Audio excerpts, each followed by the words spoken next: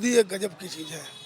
इस देश में मोदी और योगी के आने से अलग बदलाव समझ में आया है। यहाँ पर मोदी जी कहते हैं कि न तो हम सर झुका के बात करेंगे, न सर उठा के बात करेंगे, आंख में आंख मिला के बात करते हैं। कार्रवाई सब पे बराबर हुई है, चाहे वो हिंदू हुआ हो चाहे वो मुसलमान हुआ हो। पहली बार ऐसी सरकार है जो कहती है कि मुसलमानों के साथ अन्याय हो रहा है, जो पूर्व की सरकारें कहती हैं। इसी सरकार ने 17 दर्जा प्राप्त मंत्री बनाए, जो कि पूर्व के सरकारों में 2-4 गिनती के बना देते थे। उसके बाद भी कहते थे कि हमने मुसलमानों को सब कुछ दे दिया। केंद्र सरकार की और उत्तर प्रदेश सरकार की लगभग 40 या 41 योजनाएं मुसलमानों के लिए चल रही है। गाजीपुर के एक मुस्लिम बहुल इलाके में हम इस वक्त मौजूद हैं। प्रधानमंत्री नरेंद्र मोदी ने अल्पसंख्यकों के लिए बहुत सारी योजनाएं बनाई हैं। जो जनता के लिए योजनाएं हैं, आयुष्मान भारत हो या दूसरी योजनाएं हो, उसका फ़ायदा तो अल्पसंख्यक उठा ही रहे हैं, लेकिन अल्पसंख्यकों के लिए भी ख़ास तौर पर बहुत सारी योजनाएं बनाई गई हैं जिनका फ़ायदा मुसलमानों तक पहुंच रहा है या नहीं पहुंच रहा है, इसके बारे में बात करेंगे। और सीधे तौर पर जो दूसरी पार्टियाँ हैं, जो विपक्ष हैं, उनका हमेशा चुनाव में मुद्दा यही रहता है कि धर्म विशेष को यानी मुसलमानों को बीजेपी के द्वारा इग्नोर किया जा रहा है। लेकिन सच्चाई क्या है? क्या अब 2024 के चुनाव में मोदी और मुसलमानों के बीच की दूरी मिट रही है? क्या कोई एक नया समीकरण बनता जा रहा है? हमारे साथ स्थानीय लोग हैं, उनसे बात करते हैं। सर, समीकरण क्या कोई बन रहा है? कोई वोट परसेंटेज, जैसा कहा जा रहा है कि महिलाओं का वोट तो बीजेपी को मिला ट्रिपल तलाक के बाद, क्या और आबादी जो मुस्लिम आबादी है उसका वोट भी अब क्या बीजेपी को मिल रहा है? क्या मोदी से मुसलमान अपने आप को जुड़ा हुआ पा रहा है? जी बिल्कुल, मोदी जी से और योगी जी से मुसलमान बहुत इन्फ्लुएंस हैं, क्योंकि ये पहली ऐसी सरकार है जो कि धरातल पे काम हो रहा है बिल्कुल ईमानदारी से, बिगैर डिस्क्रिमिनेशन के। जैसे कि जॉब में देख लीजिए कि अभी यूपी पीसीएस का रिजल्ट आया, ठीक है, उसमें 3 टॉपर्स मुस्लिम्स हुई, ठीक है। पूर्व के सरकारों में क्या होता था कि 86 वैकेंसीज आई तो 56 एक जाति को मिल जाता था, जो अखिलेश यादव ने किया। मोदी के पास विकास का मुद्दा है। विपक्ष ये कहता है कि जो भी कभी कोई बात होती है, चुनावी मुद्दा होता है, तो उसमें धर्म को लेकर सामने आ जाते हैं कि मुसलमानों को, अल्पसंख्यकों को इग्नोर किया जा रहा है। तो क्या आपको लगता है कि जो ये दूरी बनाई गई थी, तो मोदी और मुसलमान के बीच में जो दूरी है वो पट रही है? और क्या जो योजनाएं हैं केंद्र सरकार की, क्या सच में वो समझ में आ रही हैं मुसलमान? देखिए, सबसे बड़ी बात यह है कि लोग सिर्फ एक चीज़ याद रखते हैं कि जो दंगा हुआ गुजरात में हुआ। हालांकि अखिलेश के राज में सबसे बड़ा दंगा हुआ मुजफ्फरनगर दंगा है, उसको कोई नहीं बताता है। ज़्यादातर लोग कहते हैं कि गुजरात में दंगा हुआ, और जो है कि मुजफ्फरनगर में ऐसा दंगा हुआ कि वहाँ के मुसलमान कब्रिस्तानों में सोने के लिए मजबूर हो गए। उस चीज़ को क्यों नहीं बताते? ये सिर्फ एक चीज़ सामने लेकर आते हैं कि मोदी राज में मुसलमानों को मारा गया। सबसे ज़्यादा अभी प्रेजेंट टाइम में भाजपा ने निकाय चुनाव में टिकट दिया है तो मुसलमानों को दिया है। 98 टिकट पूरा उत्तर प्रदेश के अंदर, पूरा यहाँ पे 98 टिकट मिला है और पूरे यूपी में 392 है। और सबसे बड़ा जो दंगा हुआ गुजरात में ही दंगा हुआ। हालांकि ये लोग आवाज़ उठाते हैं कि मुसलमानों को ये किया गया, वो किया गया। जब चुनाव आता है कि अब जो है कि मुसलमानों को मारा जाएगा, काटा जाएगा, ऐसा है वैसा है, हालांकि ऐसी कोई बात नहीं। कार्रवाई जो हो रही है वो किसके ऊपर हो रही है? क्या आम जनता के ऊपर हो रही है? कार्रवाई जो भी हो रही है, जो लोग गुंडे थे, जो लोग मुजरिम थे और जो लोग दूसरे की ज़मीनें कब्जा करके बैठे थे, कार्रवाई सिर्फ उन्हीं के ऊपर हो रही है। कहाँ आम जनता के ऊपर कार्रवाई हो रही है? ये सिर्फ ये भी कह रहे हैं कि अतीक अशरफ जो माफिया हैं उनके खिलाफ कार्रवाई हुई, उनके घरों को तोड़ा गया, जो अवैध संपत्ति थी उनकी। चिट्ठी भी सामने आई कि ये मुसलमानों से जोड़ने की कोशिश की जा रही है। ऐसा कुछ नहीं है, ये लोग सिर्फ प्रोपगेंडा बना के इस्तेमाल कर रहे हैं।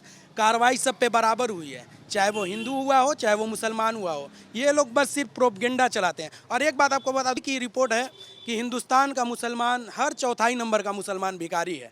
कहाँ से बना? इससे पहले अखिलेश की सरकार थी, क्या किया मुसलमानों के लिए? आज तक कुछ नहीं किया। एक भी प्रेजेंट टाइम में एक भी जिलाध्यक्ष मेन पैनल का मुसलमान नहीं है समाजवादी पार्टी में। सब अल्पसंख्यक के बनाए जाते हैं। आप रिसर्च कर लीजिए, कोई भी जिले में एक जिलाध्यक्ष मुसलमान नहीं समाजवादी पार्टी में। ये क्या बताएंगे? आज जो योगी जी की सरकार कर रही है, इससे पहले ये करते तो कहाँ कोई गुंडा नहीं होता। लेकिन आज जो योगी जी की सरकार और मोदी जी की सरकार कर रही है, ट्रिपल इंजन की सरकार चल रही है। आज सब इंजन की बात आपने कही तो ट्रिपल से ये है कि ट्रिपल तलाक हटाया गया, उससे औरतों को काफ़ी फ़ायदा हुआ और महिला आबादी का ऐसा कहा जाता है कि वोट मोदी जी के पास गया। बिल्कुल हुआ है। इनकी सरकार में मोदी जी का कहना है कि सबका साथ, सबका विकास, सबका प्रयास, सबका विश्वास, और इस पे काम मोदी जी कर रहे हैं और सबको फ़ायदा हो रहा है। ट्रिपल तलाक कानून बनने से भी तलाक में कमी आई है, रोका गया है। हमारे जो मुस्लिम बहनें हैं उनको फ़ायदा हुआ है। बिल्कुल, जो सरकारी योजनाएं हैं, हज की बात कर ली जाए तो हज पर जो जीएसटी लगती थी वो कम की गई है। सऊदी अरब सरकार से बात करके कोटा बढ़ाया गया है। विपक्ष कहता है कि इग्नोर किया जा रहा है। देखिए, एक चीज़ मैं बताना चाहता हूँ कि सूरज की रोशनी में अगर चमगादड़ को ना दिखे तो इसमें सूरज को कोई दोष नहीं है। समझो, केंद्र सरकार की और उत्तर प्रदेश सरकार की लगभग 40 या 41 योजनाएं मुसलमानों के लिए चल रही है। अब आप अगर अक्लमंद हैं तो आप उसका फ़ायदा उठा लेते हैं, और नहीं आप फ़ायदा उठा पाते हैं तो लोग कहते हैं कि आपको योजना मिल नहीं रही है। फायदा ना उठाने का भी सबसे बड़ा रीज़न है कि साक्षरता नहीं है, या उसके बारे में उनके रहनुमा बताने को तैयार नहीं है। देखिए, साधन संपन्न लोगों से पसमादा समाज के लोगों को खतरा है।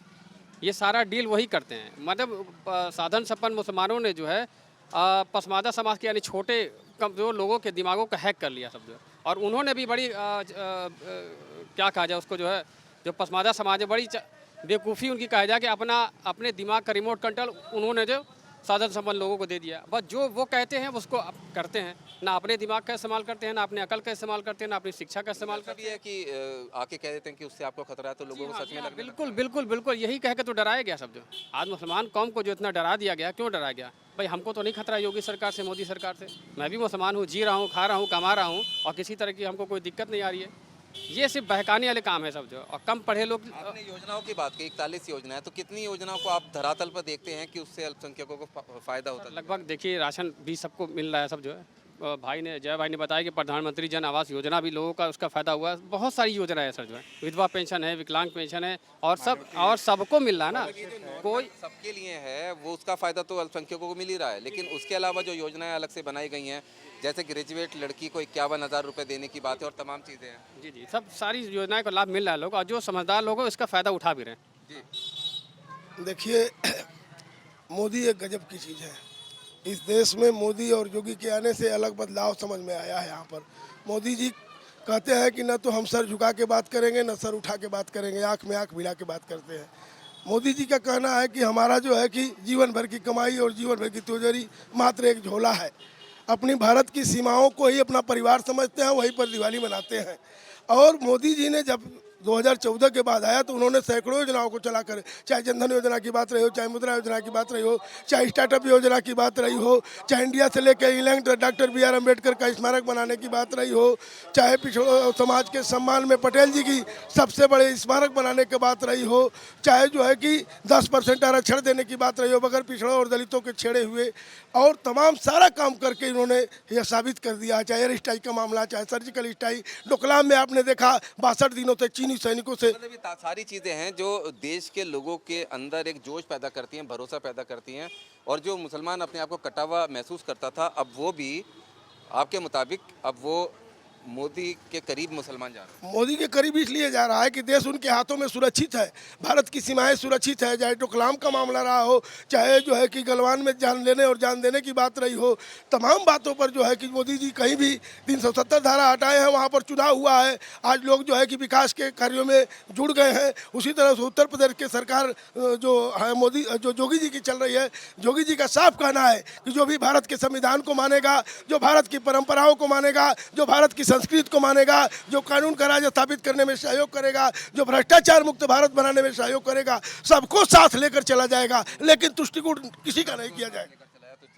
आप युवा हैं, आप भी बचपन से देखते आ रहे होंगे, बहुत सारे बातें सुनी होंगी आपने, तो क्या आपको लगता है कि फ़ायदा हो रहा है युवा को भी? जी, बहुत ज़्यादा फ़ायदा हो। जब से आदरणीय प्रधानमंत्री जी 2014 में जब प्रधानमंत्री हुए देश के, उसके बाद 2017 में योगी जी की सरकार बनी, तो हमारे अल्पसंख्यक भाइयों को इससे बहुत ज़्यादा फायदा, हम नौजवानों को इससे बहुत क्या फायदा फ़ायदा मिला? आपने क्या फ़ायदा? हमको देखिए, हम पढ़ते हैं तो हमारा जो आगे का पढ़ने का था, तो उसमें हमारे पिताजी नहीं थे, तो हमको प्रधानमंत्री जी के तरफ से मैंने फॉर्म भरा, और हमारे अल्पसंख्यक भाइयों ने कहा कि ये फॉर्म भर दो, जिसमें कोचिंग तुम पढ़ोगे तो इसको सरकार की तरफ से तुमको आएगी फीस, और इससे तुम भर सकते हो। तो हमारे आदरणीय प्रधानमंत्री जी की तरफ से, आदरणीय उत्तर प्रदेश सरकार के योगी मुख्यमंत्री जी की तरफ से बहुत फ़ायदा हम लोग को मिला, खास तौर से अल्पसंख्यक समाज को। जो लोग कहते थे कि अगर भाजपा आएगी तो मुसलमानों को इस हिंदुस्तान से, चाहे प्रदेश से बाहर निकले, कि जब से योगी जी की सरकार बनी है